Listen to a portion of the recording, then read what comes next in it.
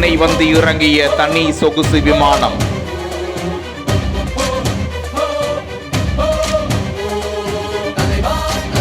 ஸ்டைலாக இறங்கி சென்ற விஜய்.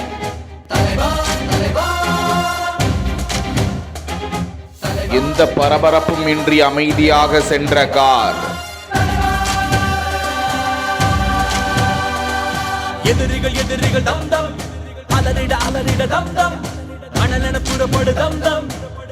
கொடைக்கானல் தாண்டிக்குடி கிராமத்தில் 3 நாட்கள் ஜனநாயகன் படப்பிடிப்பை முடித்துக் கொண்டு இன்றைய தினம் மதுரையிலிருந்து தனி விமானத்தில் சென்னை வந்து அங்கிருந்து தனது இல்லத்திற்கு சென்றிருக்கிறார் தாவேகா தலைவரும் நடிகருமான விஜய்.